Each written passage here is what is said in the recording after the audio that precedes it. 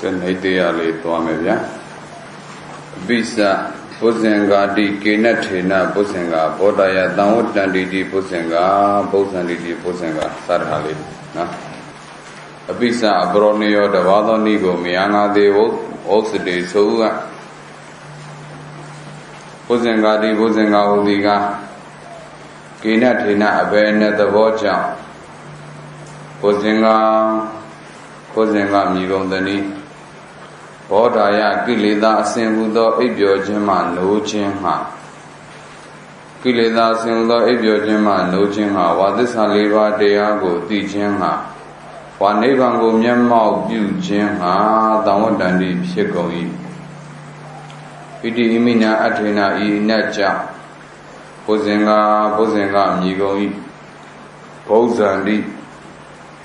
Kilida Singudo Ibiojima no Dagoi Idida the Mato Jam Bozenga Migoi Anu Bozandi Ubadana Sado Jam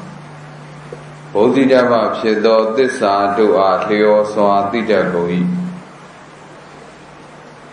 Idida the Mato Jam Bozenga Migoi Padi Bozandi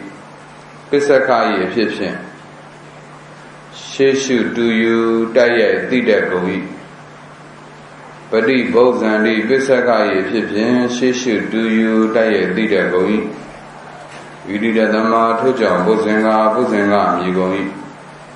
Dama Bozandi Mahamabian Dida Goi Idibi Tojangi Bozenga Migoi Bozenga Migoi Idi Imina Bridambida Nabi Ibridambida Night Lado Ibri Namirana Lado Nipinzi, Pusenga, Drai, Nego, Urida, Tia Goi Urida Po, Urida Po, Tia Patato Donoroa, Pusengo, Pala Patato Chimo Ado, Wadaniga, Donoro, Kondo, Pusengati Tambosengo, Chimo Ado, Pusen. Tolebiola Tambosen, Nidia Redolapo. Patato Chimo Ado, Wadanika, Dondro, Kondo, Bosengo, Tambosen. Pidi Eva Tambosengo, Pidi Eva, Pidi Di Men, Tambosengo, Pidi Tambosengo, Pidi Di Men, Tambosen. Say Deka Gada Dubi. Sedekagada, Nedida, Didubi, Sedekagada, Nedida, Sashidi Donali,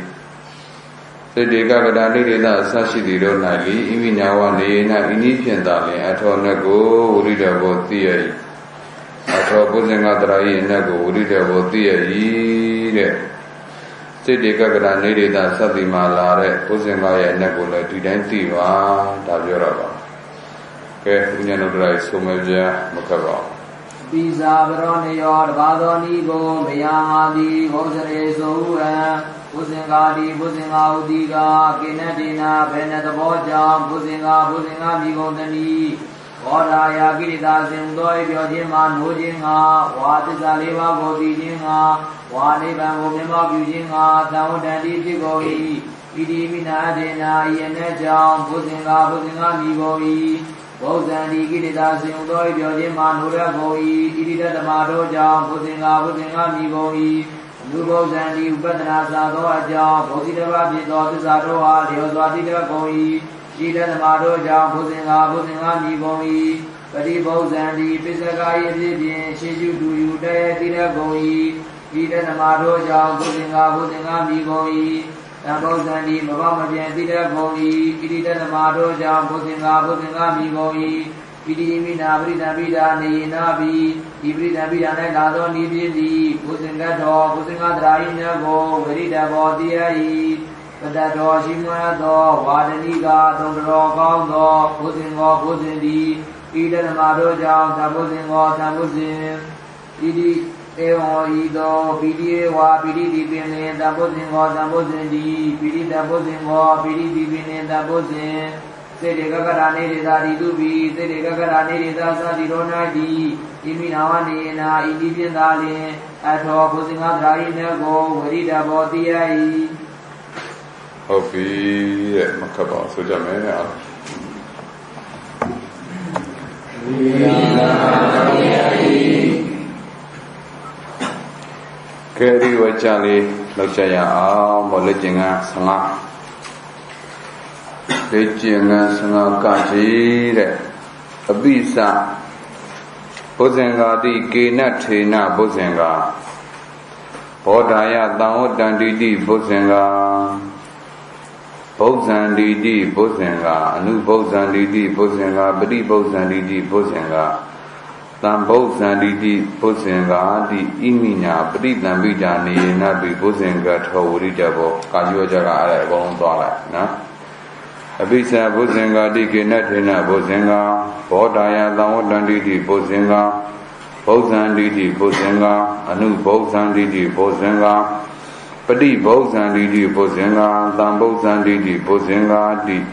ဣမိညာပရိသံပိတာနေနပိဘုဇင်္ဂထောဝရိတဘောဒါပါပဲခါကွေပတ္တထောသုံးတော်ဝါဘုဇင်္ဂောတိသံဘုဇင်္ဂောခါကွေပတ္တထောသုံးတော်ဝါဘုဇင်္ဂောတိသံဘုဇင်္ဂောကာငေဧဝံပိတိဧဝသံဘုဇင်္ဂောပိတိသံဘုဇင်္ဂောတိကာငေဧဝံပိတိဧဝသံဘုဇင်္ဂောပိတိသံဘုဇင်္ဂောတိကာจิစေတေကကတနေတေသာတိတုပိဣမိညာဝနေယနာအထောဝရိတဘောကာจิစေတေကကတနေတေသာတိတုပိဣမိညာဝနေယနာအထောဝရိတဘောတဲ့နော်နံပါတ်1ကာจิဝကြလေးတစ်ခုကိုပြည့်စုံစုံလေ့လာလိုက်ပြီဆိုရင်ဒီဝကြတော်ဝကြလုံးကပြီးတော့မှာပါနောက်ကခါကွေကောင်းငယ်ကာจิတွေအထူးမဟုတ်ပါဘူးเนาะရှေ့မှာပါပြီးသားတွေခါကွေပတ္တထောသုံးတော်ဘုဇင်္ဂောဆိုလဲထင်ရှားတဲ့တ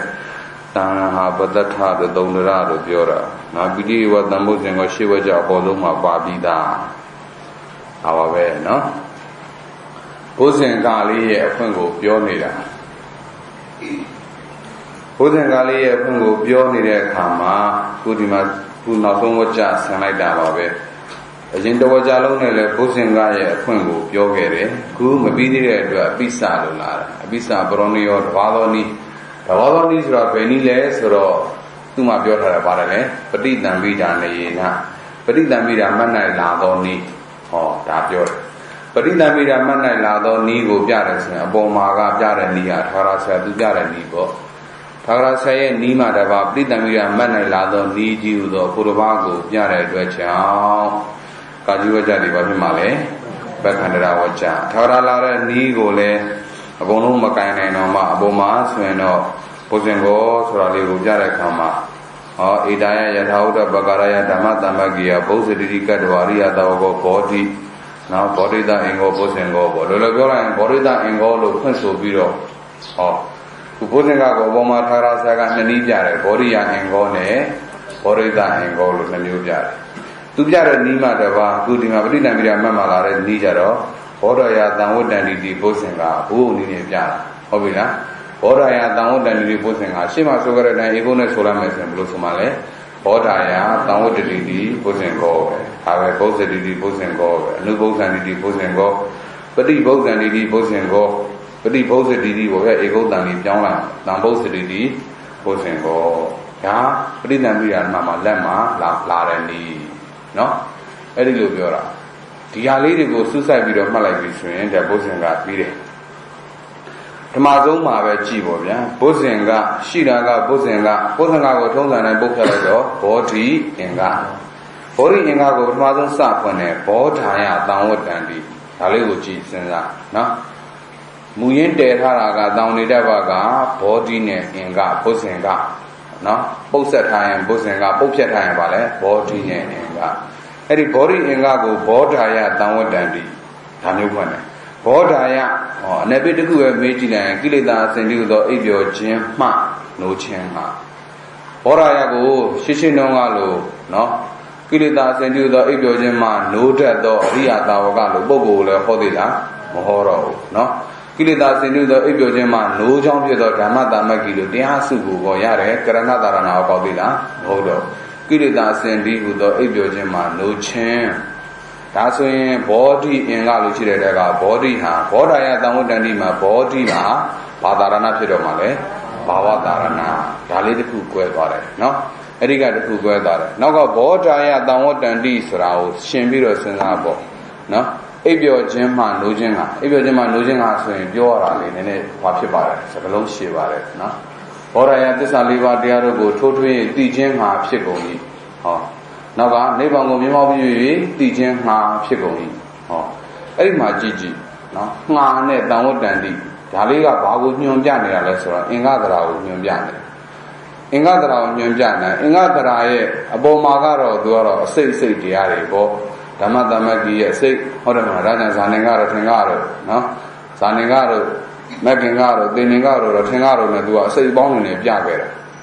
ခုဒီမှာကြတော့ဘောဓာယတံဝတ္တန္တိတဲ့နော်တိခြင်းငါဖြစ်ကုန်၏ဟုတ်ပြီလားကိလေသာစင်တူသောအိပ်ပျော်ခြင်းမှနိုးခြင်းငါဖြစ်ကုန်သောတရားတို့အဲ့ဒါလေးကိုရှင်တွဲကြည့်လိုက်တော့အင်္ဂသရာဟာဒီနေရာမှာအစိတ်ဆိုတဲ့ဟောတယ်ဆိုတာဒီမှာမတွေ့တော့အစိတ်ဆိုတော့ဟောတာမတွေ့နဲ့တိခြင်းငါဖြစ်တယ်တိခြင်းငါဖြစ်တယ်ဆိုတော့အင်္ဂရဲ့အနေနဲ့ရှင်းကြည့်လိုက်ရင်တိခြင်းဤအကြောင်းတရားနော်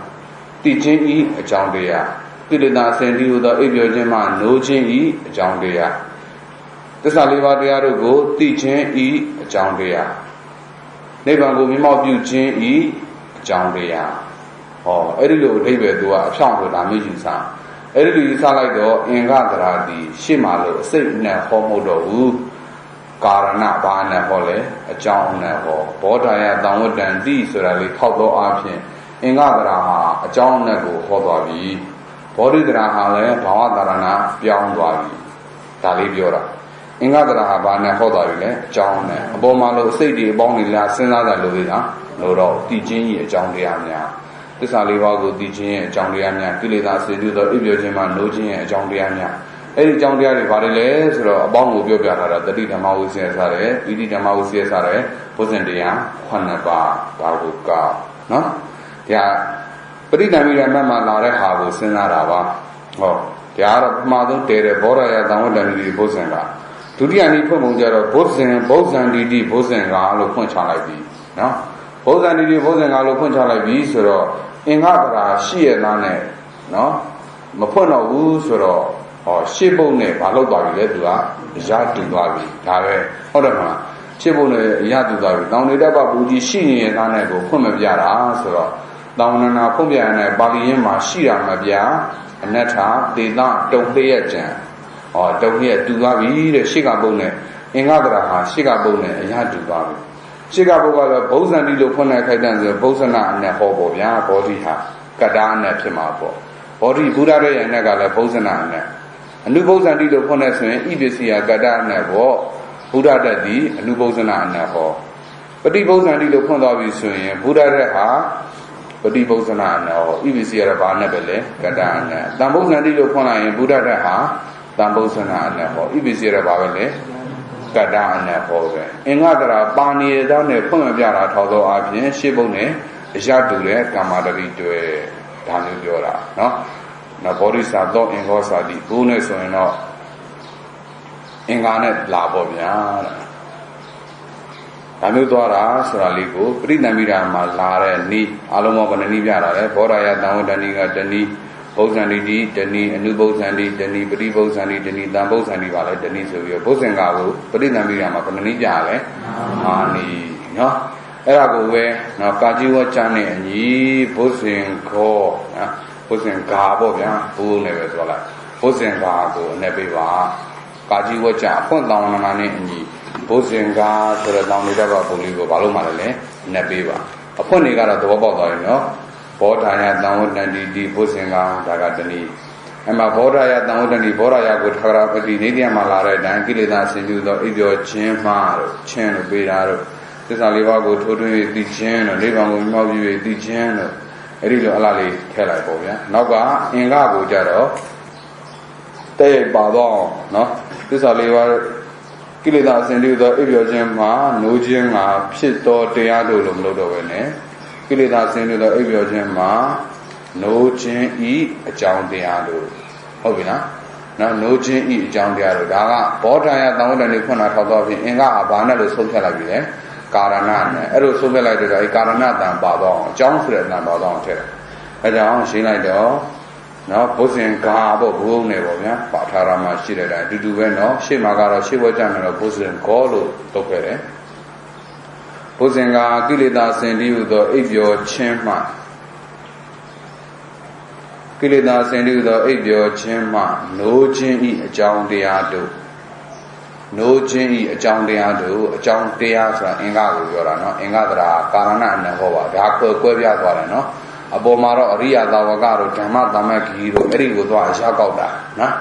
အခုဒီမှာကျတော့အဲ့ဒီအပေါ်မှာကျတော့အဝါယောအစိတ်တရားနဲ့ကိုသွားဟောတာဒီမှာကျတော့မဟောတော့ပဲနဲ့သူသီးသန့်ဖြစ်တယ်ဘာနဲ့ဟောလဲကာရဏနဲ့ဟောအဲ့ဒီခြားနာချက်ကိုမှတ်ပါကိလေသာစင်တည်းသောအိပ်ပျော်ခြင်းမှလိုခြင်းဤအကြောင်းတရားတို့ဝါသစ္စာ၄ပါးတရားတို့ကိုထိုးထွင်း၍သိခြင်းဝါသစ္စာ၄ပါးတရားတို့ကိုထိုးထွင်း၍သိခြင်းဤအကြောင်းတရားတို့ဝါသစ္စာ၄ပါးတရားတို့ကိုထိုးထွင်း၍သိခြင်းဤအကြောင်းတရားတို့ဝါနိဗ္ဗာန်ကိုမျက်မှောက်ပြုသောအားဖြင့်သိခြင်းဤအကြောင်းတရားတို့မျက်မှောက်ပြုခြင်းဤဆိုလည်းပြီးတာပါဝါနိဗ္ဗာန်ကိုမျက်မှောက်ပြုခြင်းဤအကြောင်းတရားဆိုလည်းပြီးတယ်နော်ဝါနိဗ္ဗာန်ကိုမျက်မှောက်ပြုသောအားဖြင့်သိခြင်းဤအကြောင်းတရားတို့သစ္စိကရဏဆိုတာလည်းသိတာပါပဲလို့ပြောရှင်တဲ့အတွက်ထည့်လိုက်တာဒါဘယ်နည်းခိုက်တာလဲဘောဓာယသံဝတ္တန်တိနဲ့အညီနော်ပထမဝိကပ်ပေါ့နံပါတ်1အနည်းမှာတော့3နည်းပေးထားတာနော်ဘောဓာယသံဝတ္တန်တိမှာ3နည်းပေးထားတယ်ဒါပြီနော်ဘောဓာယသံဝတ္တန်တိမှာ3နည်းနေတိယမှာလည်းကိလေသာဆင်တို့သောအိပ်ပျော်ခြင်းမှာလိုခြင်း၅ပါးသစ္စာ၄ပါးတရားကိုသိခြင်း၅ပါးနိဗ္ဗာန်ကိုမျက်မှောက်ပြုခြင်း၅ဒါမျိုးပေးတယ်ဒီတိုင်း3နည်းလုပ်လိုက်တာဒါနံပါတ်1ဘောဓာယသံဝတ္တန်တိခိုက်တဲ့ဒုတိယနှစ်နည်းကိုနှစ်ခုမြောက်နည်းကိုသွားလိုက်အောင်နံပါတ်2ဘုဇင်ကာပေါ့5နည်းပေးမှာနော်အခုမှ1နည်းပဲရှိသေးတယ်အခုပထမဆုံးပြောခဲ့တဲ့3နည်းတွေဟာနံပါတ်1ပထမဝိကပ်လို့နည်းဒုတိယနည်းကိုသွားတော့ဒုတိယဝိကပ်လို့နံပါတ်2ဘုဇင်ကာကိလေသာအစဉ်တည်းဟူသောကိလေသာအစဉ်တည်းဟူသောအိပ်ပျော်ခြင်းမှနိုးတက်ကိလေသာအစဉ်တည်းဟူသောအိပ်ပျော်ခြင်းမှနိုးတက်နေတရားမှာတော့တစ်ခုပဲလာတာပေါ့ဗျာဘုဇံတိတိဘုဇင်ကကိလေသာစင်တိသောအိပ်ပျော်ခြင်းမှနိုးတက်ကိုဣတိတသမထိုးကြောင့်ဘုဇင်ကတို့ကတော့ဒီမှာတော့နောက်က2နည်းပါလိုက်ပြီးတော့ထည့်လိုက်ပေါ့ကိလေသာစင်တိသောအိပ်ပျော်ခြင်းမှနိုးတက်သစ္စာ၄ပါးတရားတို့ကိုသိတတ်နိဗ္ဗာန်ကိုမျက်မှောက်ပြု၍သိတတ်ကုန်သောအကြောင်းတရားတို့ပေါ့သိတတ်ကုန်သောအကြောင်းတရားဆိုတဲ့ကရှေ့ကဘောဓိနဲ့နောက်ကအင်္ဂါဟာကာမတရီပဲရတုကာမတရီလို့သဘောပေါက်တယ်ဘုဇင်ကနံပါတ်2ဒုတိယနည်းကိုပြောနေပြီနော်ဘုဇင်ကကိလေသာအစဉ်တည်းဟူသောအိပ်ပျော်ခြင်းမှနိုးတက်သစ္စာ၄ပါးတရားတို့ကိုသိတတ်နိဗ္ဗာန်ကိုမျက်မှောက်ပြု၍သိတတ်ကုန်သောအကြောင်းတရားတို့ရှင်းမလို့ဘောဓိယာအင်္ဂေါတို့ဘာလို့မလာတော့ဘူးနော်အကြောင်းတရားတို့တဲ့နော်ဘောဓိယောစာဒါအင်္ဂါစာတိဘုဇင်္ဂါဒါမျိုးတွေလာတော့မှာနော်သို့မဟုတ်နဲ့ဘောဓိယောဧဝအင်္ဂါဘုဇင်္ဂါဒါမျိုးတွေလာတော့မှာ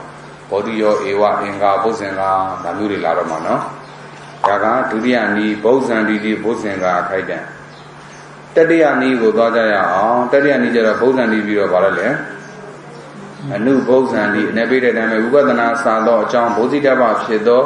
သစ္စာတို့အားလှော်စွာသိတတ်ကုန်၏ဆိုတော့အဲ့ဒီတိုင်းပဲပြေးလိုက်အောင်မယ်ဘုဇင်္ဂါဝိပဿနာစာသောအကြောင်းဘုဇိတ္တပ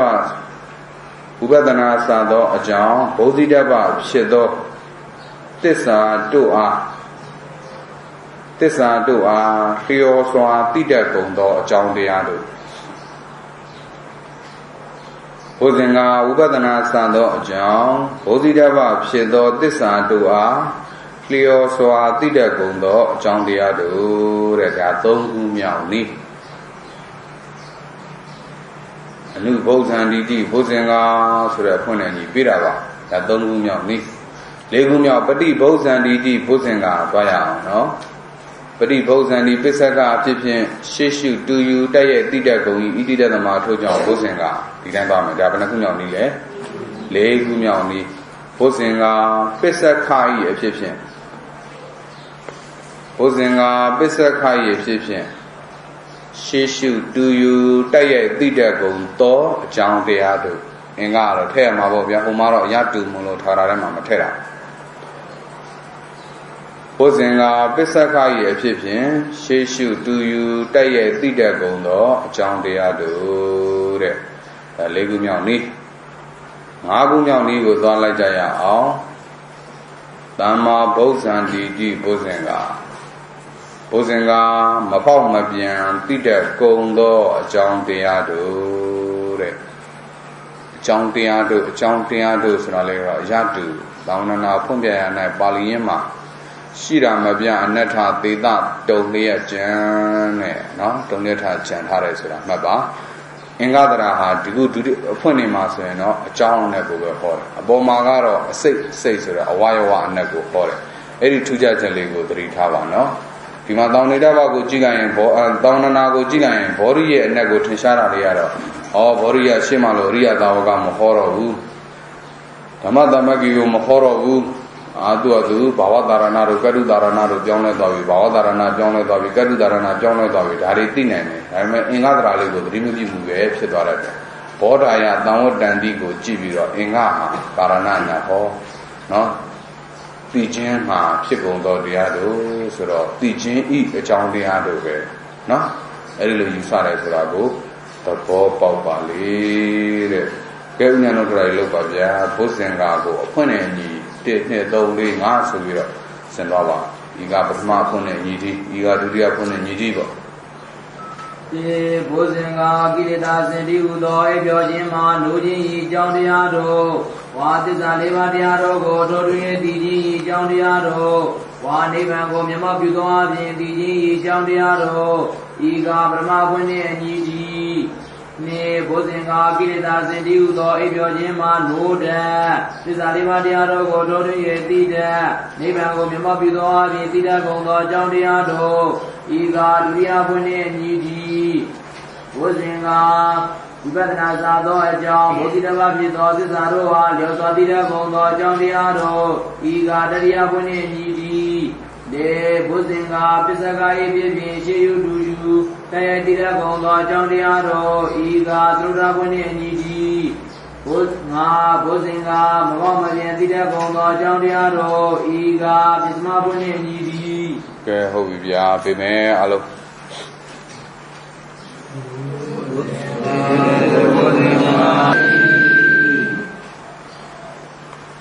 Obi, Bodia, Inga. As a number date, you might be like Jaya Oma. Number date, you are lost in the alley to look at the Biogo. Torama, Nidia related baby down, Janet 2 from Timara Mashiva, Bodaya, Bosandi, New Bosandi, Bosandi, Dam Bosandi, Dalima time, Bibi, no? At all, Bosinga Raya and Nago, Rida, what the at all Nago, Rida, what the Pepoya and left. Bosenga Dada, Bosenga Drai, at all Nago, huh? Urida was Tibobia, Penamanico Daya Ama. Generally, Madog in Wajakoli, Toga Piotoluwe, Bosengago, about Waja Gene, Tarasaga Polaido, Bodida Ingo, Bodia Ingo, Borida Ingo, Suviro, Bosengogo, Tarasaga Punjare, or Puaga, Brida Mira Mama Lara Ni. Erinijaro, Bodio, Iwa, Inga, Bosenga, no? Kamadari, Nibobia, Sati Jabri the Magani, Vidmagu Yanale, Kamadari the Man, Tarasia, Nima Davado, Tarasaye, 2 year Kuba Nima Davado, Brida Mira Mama Lara, Nijawabu Yana, Avila, Bisa abroad, Timara, Bisa Abronio, Davado Nigo, Bobia, Bisa, Davado Nigo, Mianga di Osi, no? Erido Shimalani and Nega Yoga without Watawa Bisa Bronio Dadovaja Bakandara Sra Tagara say Mimi Punso now Bosenga Poi Thara Saluja, Pusingabu, you put down an Amadava, but in Namidamana Lado, put down an Adudo, Purvago, Biado Chow, Babimale, Bakandarawacha, Pusinga, Bui, Bobia, Pusinga, Rai. Thara say, Mimi, put down an Amadava, but in Namidamana Lado, put down an Adudo, Purvago, Biado Chow. Pridamira Masya, Pridamira Siaye. Aluja, put down an Adudo, Purvago, Jara, Kajuja, the Babimale, Bakandara Wacha. Kawajagarale, one, Bakandra Male, Tishavare, Bosenga, Sura, Sebogani, Tambosenga, Bangwara. Hodamana.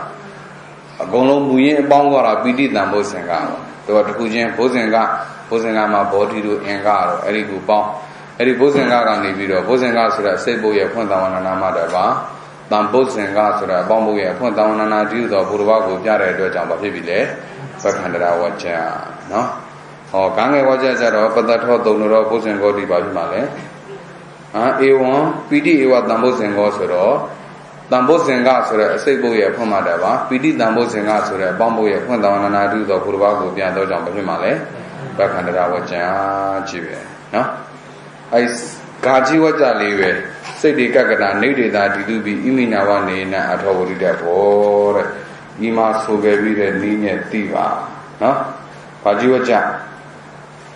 Pajiwaja, the Janyon at the Bomu. Janyon at the Bomu, so Janli Becha Ninian Yawajara Matawe. Igagara needed Malare, Bosengabu Yapungo, Bedu Netmaya Vanilu, Soronabushi, Select Jara, John Babimale. Wajaramba, Janli Beta, Ninyambia, Wajaramata, Bakangli, now the Nisara, Pisaka down an Amadava, a Tidi down, Iminawani, Natini, that did. Every low Janela Pumbia, Pisaka down an Amadava, did that down and Adudo, Purvago, Jara, John, Bajuva, Male, Bakandara Waja, Janli Beta, Ninyambia, Wajaramata, Bakangli, now the knee. Abhimenjasha, Kandagaru, Punarodi, Abjabi, baby, Didida, Wacha, no? Sidi Gagada, Sare, Nididama, the Buzinga, the Muzinga lady, Lauma, the Buzinga Drao, Lupmaya Male, Niari Drari, 2 dollar doja, put down another 2 dollar Mayamala.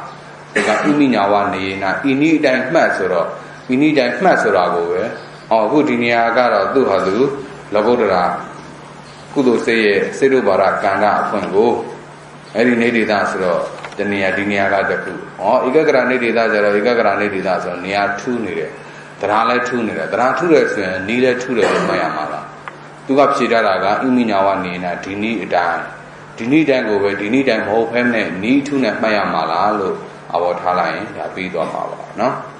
2 days to up Sidarago, go on 2 days look, our down another. Go to a 2 days look your time. 2 Relu, our down another Shanga, our Gabriel Shana. 2 you, Damini, Dingley, Sorana. 2 are 2 Relu, Tarasaga, Biotaris of what Damina, 2 Relu, Soranalo. No? 2 you, Damini, 2 Lee, Sorana. 2 are 2 Relu, no? Tarasaga Nibiro, Shira, Iminawa Nina, Didama Balu, Shira, Biotarago, no? Goga Nibiro, 2 Nevalo Amale. Sorana, 2 you, Parale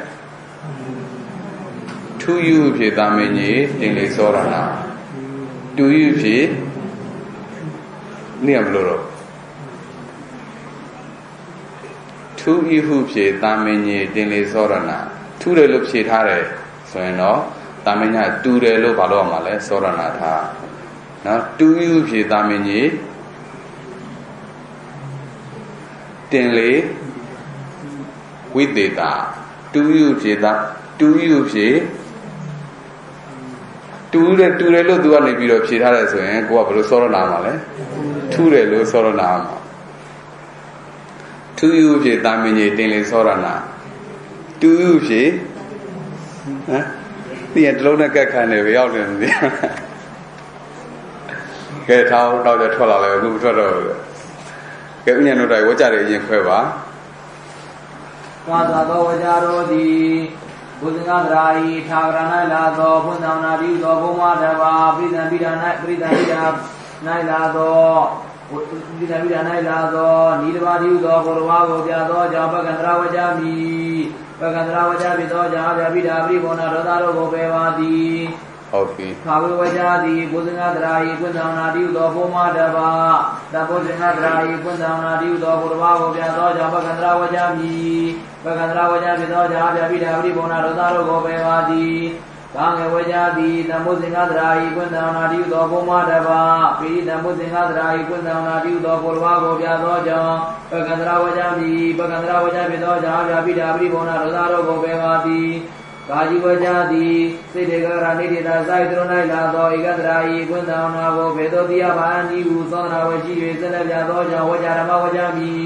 ဝကြဓမ္မဝကြဖြစ်သောကြောင့်အဗျာပိဓာပရိဘောနာဒေါသတို့ကိုပယ်ပါသည်တဏီကာជីဝကြသည်ပိစကနာဘုဇင်္ဂတရာဤပိစကတောနာတိဟုသောဘုမတပါအတိတိသတောနာတိဟုသောဘုရားကိုပြသောကြောင့်ပကန္တရဝကြမိပကန္တရဝကြဖြစ်သောကြောင့်အဗျာပိဓာပရိဘောနာဒေါသတို့ကိုပယ်ပါသည်တဏီကာជីဝကြသည်အတိတိသာကာជីဝကြသည်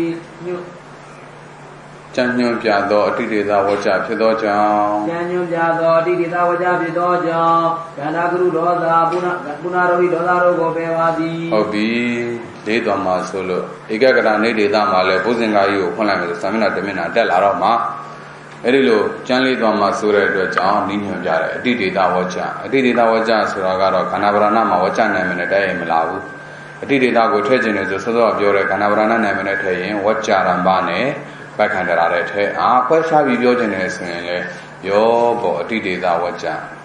ဒီကာជីဝကြကိုအတိတေသာဝကြလို့ပြောမှဆိုရင်အပေါ်ဝကြတွေဟာပစ္စခဝကြတွေမျက်မှောက်နော်တက်ရိုက်ဖွင့်ပြနေတဲ့ဝကြတွေလို့အဲ့ဒီလိုလဲတွဲပြီးတော့မှတ်လို့မရဘူးလားရှားပါတယ်တဲ့ဝကြတွေနော်ကျန်လေးပဲခြာနိညွန်ပြဝကြရမတပက္ခံဝလိနောက်တနည်းအပြီးမရရှာကန္တာဂရုပုဏ္ဏရုဒ္ဓိအပြာပြီးပဲပြီးတိတေသာတဲ့ကဲဒါဆိုရင်ကြံ့တက်ကြရအောင်တဲ့နော်ကာជីဝကြကိုကြံ့တက်မယ်ဆိုရင်ရှင်တော်ကဆရာဆရာဒီရှေ့စောခဲ့ပြီးတော့ဝကြလို့ဖြစ်မယ်ဒါမျိုးတော့ရှေ့စောခဲ့ပြီးတော့ဝကြဆိုတာကတော့တထဘောဓိယဘောဓိတဝအင်္ဂောဘုဇင်ကိုအဲ့ဒီထိလှမ်းပြီးတော့ညွှန်းတယ်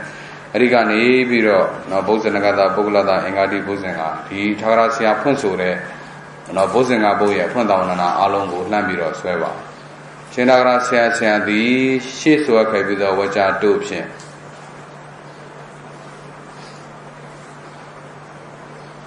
ရှင်တော်ရာဆရာဆရာသည်ရှေးစွာခဲ့ပြီးသောဝကြတို့ဖြင့်ဘုဇင်္ဂပုတ်၏အဖွင့်တောင်းနနာကို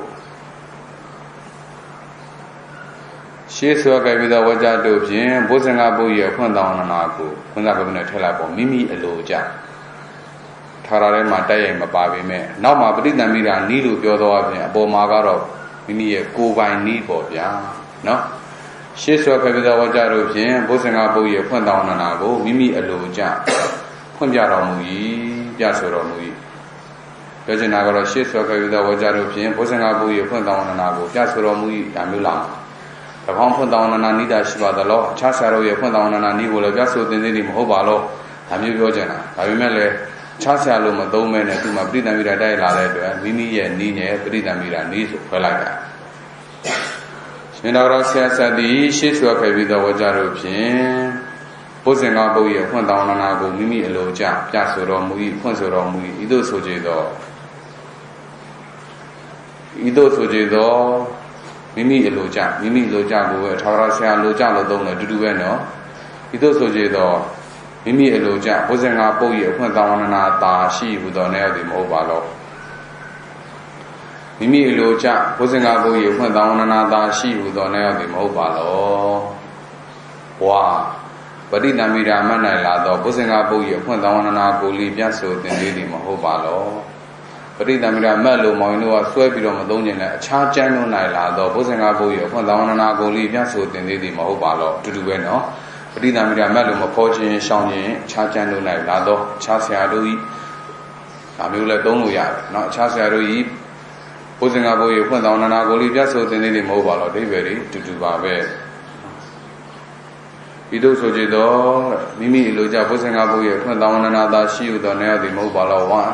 ပဋိသင်္မိတာမှတ်နိုင်လာသောအလားမသုံးခြင်းလည်းအခြားကျမ်း၌လာသောဝါအခြားဆရာ၏အတူတူပဲနော်ပဋိသင်္မိတာမှတ်နိုင်လာသောဘုဇင်္ဂ ပုတ်ဤဖွင့်တော်နာကိုလီပြဆိုသင်သေးသည်မဟုတ်ပါလောတဲ့ဘုဇင်္ဂဘုရားဖွင့်တော်နာကိုလီပြဆိုသင်သေးသည်မဟုတ်ပါလောထို့ကြောင့်ရှေ့ဆွဲခဲ့ပြီးသောဝါကြတို့ဖြင့်ရှေ့ဆွဲခဲ့ပြီးသောဝါကြတို့ဖြင့်မိမိလိုကြဘုဇင်္ဂဘုရားအဖွင့်တော်နာကိုသာမပြဆိုသင်ပရိသံမိဓမ္မ၌လာသောဘုဇင်္ဂဘုရားဖွင့်တော်နာကိုလီပြဆိုသင်သေး၏ပြဆိုသင်လည်းမပြဆိုကြသောဆရာအားအာပြပိတာအပရိပုံနာဒေါသသင်ရောက်ရ၏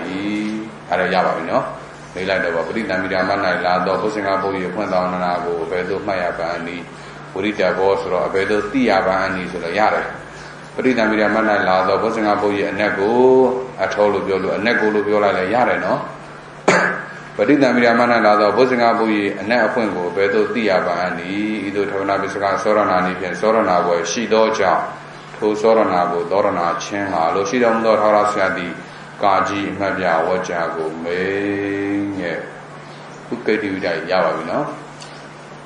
ရှင်သာရဇယာဇယာသည်ဖြည့်စွာခဲ့ပြီးသောဝါကြတို့ဖြင့်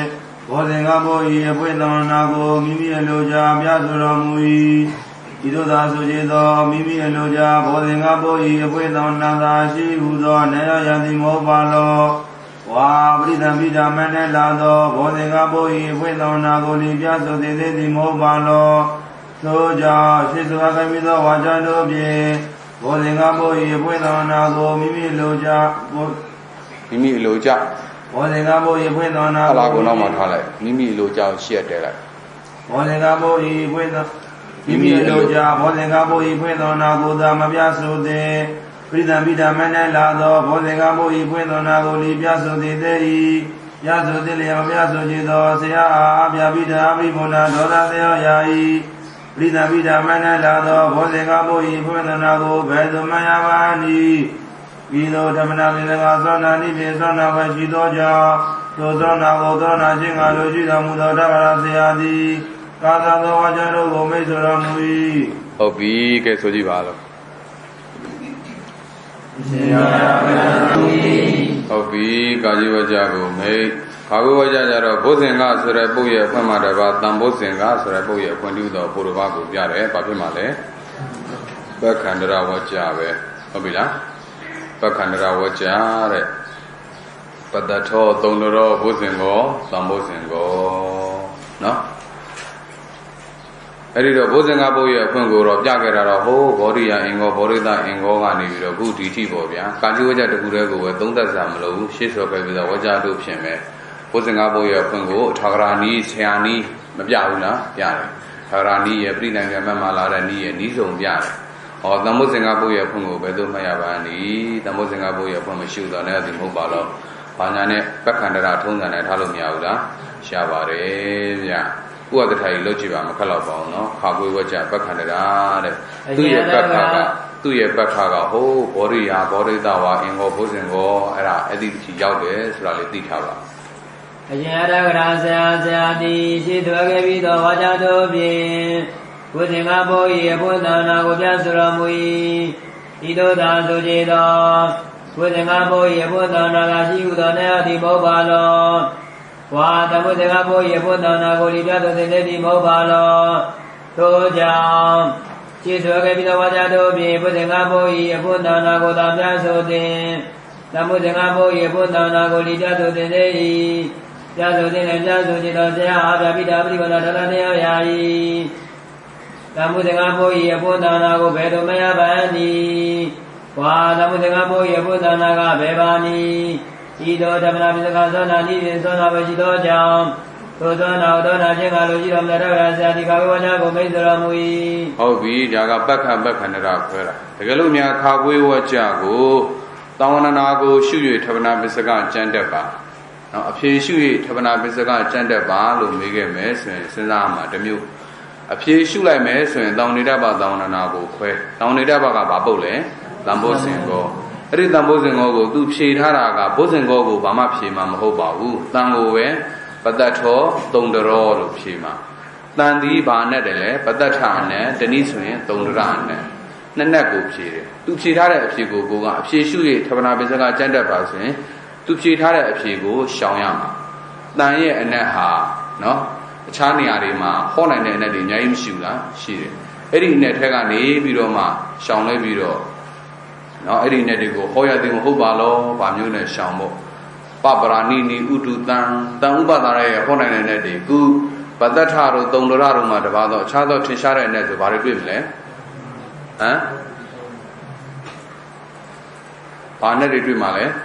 ဟိုးဟောထဲမှာစကြည့်ဟာအခုတန်ဖို့စင်ကောနဲ့နီးတာဆိုရင်တနေ့ဟောတွေနဲ့တွေ့တဲ့ဟာတွေလေဘာနဲ့တွေတွေ့နိုင်မလဲအခြားသောနဲ့တွေနဲ့ရှောင်လို့ရမှာပတ္တထအနဲ့သုံးဒရအနဲ့လို့ဖြေထားတာကိုကအခြားသောနဲ့နဲ့ဘာလို့ရမှာလဲရှောင်ရမှာတဲ့ကဲဥညာတို့တွေတဲပါတဲပြီးရင်ထွက်လာလိမ့်မယ်ခမနာတဲလိုက်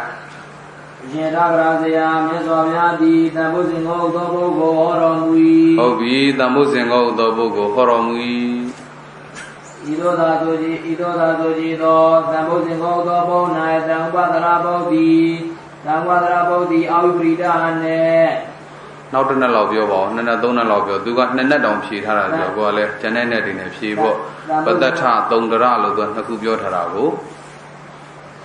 အာဝိပရိဒာနဲ့ဖြစ်ခြင်းလည်းဖြစ်မှာပါပဲဟုတ်သမ္မာသမ္ဗုဒ္ဓတို့ကြတော့တွေ့တာဟုတ်သမ္မာအာဝိပရိဒာကာရေနဘုဇ္ဇတိတိသမ္မာတံဗုဒ္ဓအာဝိပရိဒာနဲ့ရပါတယ်ဤသောသာဆိုကြည်သောတန်ဖိုးစင်ကိုသောဘုံ၌တံဝါဒရာဘုဒ္ဓီအဝိပရိဒာနဲ့သမောဒနာနဲ့သမန္တအနတို့ကိုဟောယူသောနေရာဒီမောပါလောရောကြောင့်နည်းနည်းလောက်ပဲလှုပ်လိုက်ပေါ့တံဥပဒရာဘုဒ္ဓီအဝိပရိဒာနဲ့ဤသောသာဆိုကြည်သောတန်ဖိုးစင်ကို၌တံဝါဒရာဘုဒ္ဓီအဝိပရိဒာနဲ့သမောဒနာနဲ့တို့ကိုဟောယူသောနေရာဒီမောပါလောရောကြောင့်တန်ဖိုးစင်ကိုဥသာဟောတော်မူသည်တန်ဖိုးစင်ကိုဥသောဘုံ၌တံဝါဒရာဘုဒ္ဓီအနတ်ကိုဒီတိကျစေကြစွာပြဆိုသည်နေ၏ပြဆိုသည်နေမပြဆိုကြည်သောဇေယအာတိပြပိတာရောသစင်ရောက်ရာ၏တန်ဖိုးစင်ကိုဥသောဘုံ၌တံဝါဒရာဘုဒ္ဓီအနတ်ကိုဘေသောမယဗန္တိဤသောဓမ္မပင်စကားသောနာတိပြေသောနာဝေကြည်သောကြောင့်သောနာကိုသောနာချင်းငါလိုကြည်တော်မူသောရဂရာဇယသည်ဘာဝဝကြကိုမိတ်တော်မူ၏ဟုတ်ပြီတဲ့အဲ့ဒီလိုမျိုးလေးတွေလည်းကြည်ကြဲပြီးတော့ရှောင်းလဲခံလို့ရတယ်ဝကြကြီးလွယ်တယ်ဆိုတော့ဥစ္စာအနေနဲ့စဉ်းစားလိုက်တာပေါ့တောင်းနေတဲ့ပါတောင်းနေတာအဖြစ်ရှိပြီးတော့ဓမ္မနာပစ္စကကျမ်းတဲ့ပါဆိုရင်ဝကြခွဲစံလို့သေးလားမလွယ်တော့ဘူးเนาะသူဘလို့ဖြေထားတာလဲအဖြစ်ကိုလိုက်ရှာဒါကတော့အထင်ရှားဆုံးတနည်းနဲ့ရှာလို့ပါပတ္တထောသုံးတော်ဘုဇင်ကောပါလဲတမိုးဇင်ကောဟာဘာတန်ဟာသုံးပတ္တထသုံးတော်အနက်ပဲဒီတစ်ခုပဲရှာလို့အပေါင်းကြီးအဖြစ်ဆိုလဲတော့တမိုးဇင်ကောကိုကာမတရိဆိုရမယ်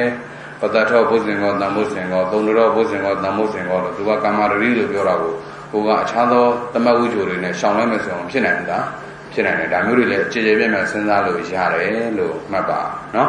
ဒါပေမဲ့ကိုရှောင်လဲတဲ့အရှောင်ကျင်မှုဟာရုပ်တည်ရှိရမယ်အခြားနေရာတွေမှာသုံးဆွဲမှုရှိရမယ်ဒါတော့သဘောပေါက်ထားပေါ့နော်ဘာမှမဆိုင်တဲ့ဟာယူဟာအတန်အနဲ့ဟာအာသောကနာမတင်တဲ့ခြင်းအနဲ့ကိုဟောပါတော့ဒါမျိုးတွေလျှောက်လို့ရပါမလားမရဘူးနော်ကိုဆိုတဲ့ဟာကခြားနေရာမှာသုံးရမယ်တာရကသဘောမျိုးရှိရမယ်အဲ့ဒီလိုရှိတဲ့အချိန်မှာပဲသုံးပါအဲ့ထားလိုက်တော့ပြန်ခါကွေးပြီးတော့ဂငယ်ဆိုရင်လည်းပိဋိဝသမုတ်စင်ကောဆိုတာလည်းဘာပဲဖြစ်မှာလဲပက္ခန္တရာပဲထင်ရှားပြီကာကြီးဝကြကိုသွားတဲ့ကြောင့်စိတ်တွေကကရာနေဒေတာဒီသူပြီးဣမိညာဝနေနအထောဝရိတကောတဲ့ဒီမှာလဲသူကတော့ဘုဇင်္ဂတရာရဲ့အ내ကိုဆိုဘုဇင်္ဂတရာရဲ့အ내ကိုဒီတဝကြတဲ့ပြတာမဟုတ်ဘူးရှေ့ဆွဲခဲ့ပြီးတော့ပဲငါကာကြီးဝကြကိုကျန်တဲ့ခါမှာလဲရှင်တဂရဆန္တိရှေ့ဆွဲပြီးတော့ဝကြတို့ဖြင့်ဘုဇင်္ဂတရာဤအဖွင့်တောင်းနာကိုပြဆိုတော်မူ၏အမျိုးဝဲတဲ့ကားငယ်ကိုတော့တယ်လို့ရမလားကားငယ်ကိုပြောချင်နေတာမဟုတ်ကားငယ်အပြောကဘာမှမထူးဆန်းဘူးသူကကားငယ်ရှေ့မှာရှိနေတဲ့ဘုဇင်္ဂရဲ့အဖွင့်ကိုပြောချင်နေတာဘုဇင်္ဂအဖွင့်ကိုအများကြီးဖွင့်ခဲ့တာကိုရှင်တဂရဆန္တိရှေ့ဆွဲခဲ့ပြီးတော့ဝကြတို့ဖြင့်ရှေ့ဆွဲခဲ့ပြီးတော့ဝကြတို့ဖြင့်ဘုဇင်္ဂပုတ်ဤ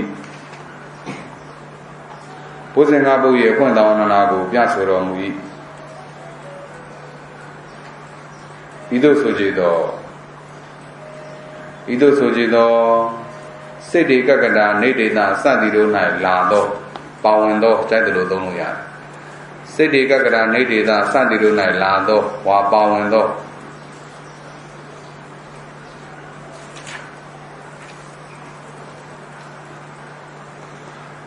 ကကရဏိဒေသစသည်တို့၌လာသောဝါပါဝင်သောဘုဇင်္ဂတရာသည်ဘုဇင်္ဂတရာသည်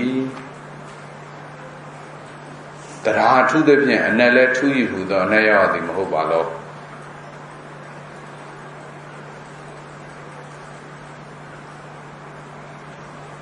အဲ့မှာလာတဲ့တမာရိတံဘုဇင်္ဂောတွေစသည်တွေလာမှာပေါ့ဗျာအဲ့တော့ဆိုသူတို့ကတရာလဲထုနေတာဆိုအနက်လဲထုမှာလား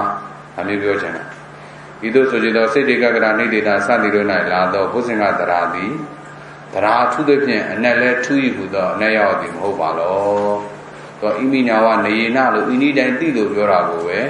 ဤနည်းတိုင်းမဟုတ်ဘဲနဲ့တရာထုတော့အဖွင့်တောင်းနာနည်းတွေလည်းထုမှာလားအမျိုးရှောင်လဲအာဘောထားတာဘာကိုကြည့်ထားတာလဲဣမိနာဝနေယနာဤနည်းဖြင့်သားလင်းဒါပြောတာနော်တရာထုသည်ဖြင့်အနက်လဲထုယူသောအနက်ရောက်သည်မဟုတ်ပါလောဒါကတော့အတိဒေတာသဘောမျိုးရှောင်လဲတာကိုဒီမှာဝကြမှာရှိနေတာကိုကြည့်တာပါနော်ပက္ခန္တရသဘောမျိုးဝကြရမသဘောမျိုးနဲ့ကျန်တော့တမျိုးအာဘောတောင်းတာတွေထားမယ်ဆိုရင်တော့ထားနိုင်တာပေါ့နော်ပက္ခန္တရဆိုပါစို့ဟာစိတ်တေကရဏိဒေတာစသည်တို့၌လည်းယခုဆရာဖွင့်ဆိုတဲ့ကဲ့သို့ပင်အခြေအပြင်ဖွင့်ဆိုမိတော့အနေရောက်သည်မဟုတ်ပါတော့သူကအတိဒေတာနီးအားဖြင့်ဖွင့်ပြမယ်လို့ပြောတာကိုပဲကိုကပစ္စကနီးအားဖြင့်ဖွင့်ပြမိလို့တော့အနေရောက်သည်မဟုတ်ပါတော့ဒါမျိုးဆိုရင်လည်းပက္ခန္တရဆိုတာပြောလို့မရဘူးလားရတယ်ဟုတ်ပြီလားဒါမျိုးတွေပေါ့နော်အဲ့ဒီလိုလေးတွေသဘောပေါက်ပါတခုဆိုရင်ရပြီမူရင်းဗราဏမိတ်တခုကတော့ဣမိညာဝနေနာကိုကြည့်ပြီးတော့ရှောင်လိုက်တယ်ဒီလိုဆိုကြတော့စိတ်တေကရဏိဒေတာစသည်တို့၌ပေါင်းသောဘုဇင်္ဂတရာဤဘုဇင်္ဂတရာသည်တရာထုသည်ဖြင့်ဒီမှာကပီတိတံဘုဇင်္ဂောရှိမှာဟိုမှာကျတော့စိတ်တေကကရဆိုရင်တမာရိတံဘုဇင်္ဂောဒါမျိုးတွေလာမှာပေါ့တရာထုသည်ဖြင့်အနက်လဲထုယူသောအနက်ရောက်သည်မဟုတ်ပါလောဒီတိုင်းမှတ်လို့ပြောတာကိုတရာထုသည်ဖြင့်အနက်လဲထုတယ်လို့ရှောင်လွှဲတာ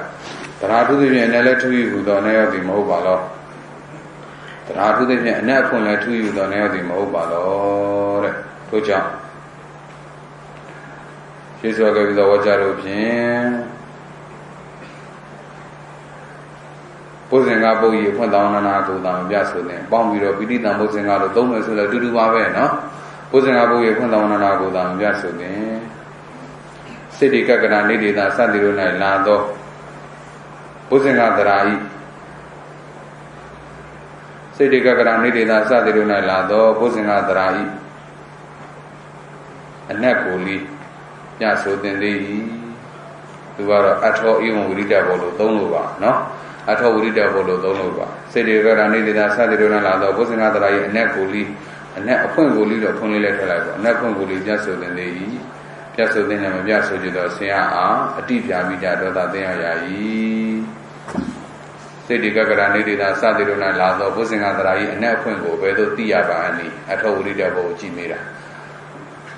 စေတကကရဏိဒေတာစသည်တို့၌လာသောဘုဇင်္ဂတရာ၏အနက်ဖွင့်ကိုဘယ်သို့သိရပါအနည်းဤသို့ထဗနာမစကသောရဏနိဖြင့်သောရဏကိုရှိသောကြောင့်ထိုသောရဏကိုသောရဏချင်းအားလို့ရှိတော်မူသောထာဝရဆရာသည်အာကြီးမှတ်ပြဝကြကုန်မေ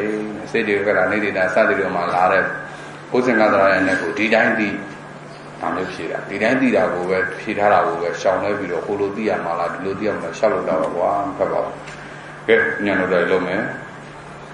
ရှင်သာကရာဇာဆရာသည်ရှင်းသွားခဲ့ပြီးသောဝကြတော်ဖြင့်ဘုဇင်္ဂတရာဤဖွင့်တောင်းနာပေါ်ပြဆိုတော်မူ၏ဤသို့သာဆိုကြသောစေတိကကရာနေဒေတာစသည်တို့၌လာသောဝါပါဝင်သောဘုဇင်္ဂတရာသည်တရာထုသဖြင့်နည်းနည်းတူ၏ဟူသောနေရာသည်မဟုတ်ပါလောထိုကြောင့်ရှင်းသွားခဲ့ပြီးသောဝကြတော်ဖြင့်ဘုဇင်္ဂတရာဤဖွင့်တောင်းနာကိုသာမပြဆိုသည်စေတိကကရာနေဒေတာစသည်တို့၌လာသောဘုဇင်္ဂတရာဤနတ်ကိုလီပြဆိုသည်သေး၏ပြဆိုသည်လည်းပြဆိုကြသောဆရာအားပြပိတာပိဘုံနာဒုသသင်ရောက်ရာ၏စေတိကကရာနေဒေတာစသည်တို့၌လာသောဘုဇင်္ဂတရာဤနတ်ကိုဘေသောတိယပါနီ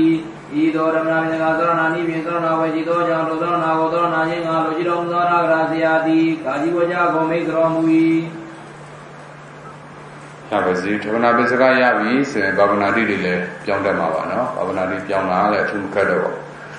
ဥက္ကဋ္ဌဝိဒ္ဓကြီးပြောင်းလိုက်ပါအောင်ကာကြီးဝကြတဲ့ခုကိုပဲဘာဝနာတိပြောင်းလိုက်ပါရှင်တော်ရဆရာရှင်တော်ရဆရာသည်ရှိသောကပိသောဝါကြတို့ဖြင့်ဘောဓင်္ဂဘု၏ဖွင့်နာကိုပြဆိုတော်မူ၏ဤသို့သာဆိုကြသောစေတေကဟုတ်တယ်ဆိုဤသို့သာဆိုသောစေတေကကရဏိသာသတိတို့၌လာသောဝါပါဝင်သောဘောဓင်္ဂတရာသည်တရာထုသည်ဖြင့်နည်းနည်းတူဟူသောနည်းသည်ရောက်၏စေတမူကားထိုနည်းသည်မရောက်သည် ထိုကြောင့်ဝါတို့သူမရောက်သေးသောကြောင့်စိတ္တကကရာနိရဒနဲ့စိတ္တကကရာနိရဒသတိတို့နဲ့လာသောဘောဇင်္ဂတရာရဲ့နတ်ဖွေးကိုလိပြဆိုသည်တည်းမပြဆိုဘဲမနေသေးစိတ္တကကရာနိရဒသတိတို့နဲ့လာသောဘောဇင်္ဂတရာရဆိုသည်လည်းအမြတ်ဆိုခြင်းသောဆရာအာတိပြပိဋ္ဌဒေါသစေယောယာဤစိတ္တကကရာနိရဒသတိတို့နဲ့လာသောဘောဇင်္ဂတရာရဲ့နတ်ဖွေးကိုဘယ်သို့မှရပါနည်းဤသို့ဘာဝနာတိကျမ်းယုတ်တိပြေသောနာဝရှိသောကြောင့်သို့သောနာကိုသောနာခြင်းကလိုရှိတော်မူသောတက္ကရာဆရာသည်ကာကြီးဘောကြကိုမိတ်ဆွေတော်မူ၏စေတေကကရာနိဒေသာသတိမှာလာတဲ့ကိုစင်ကားရဲ့အနက်ဖွင့်ကတော့ဣမိနာဝနေယနာတဲ့တလုံးနဲ့ပဲဖွင့်တာပါဒီတိုင်းပြီးနော်ဖွင့်နေသည်ဖြစ်စေများသည်ဖြစ်စေအဖွင့်မှာပဲဒီတိုင်းပြီးပါလို့ပြောတာဒီပြင်ဖွင့်တာပါပဲဒီတိုင်းပြီးဆိုကိုချဲ့တော့ဝိတိဧဝတမောဇင်တော်နဲ့ကိုချဲ့ပြီးတော့ဘောရိတအင်္ဂောဘောရိယအင်္ဂောပညာတွေချဲ့ပြီးတော့ဒါမျိုးပြောတာပါပဲเนาะကြပြရောဗျာနည်းနည်းเนาะတော့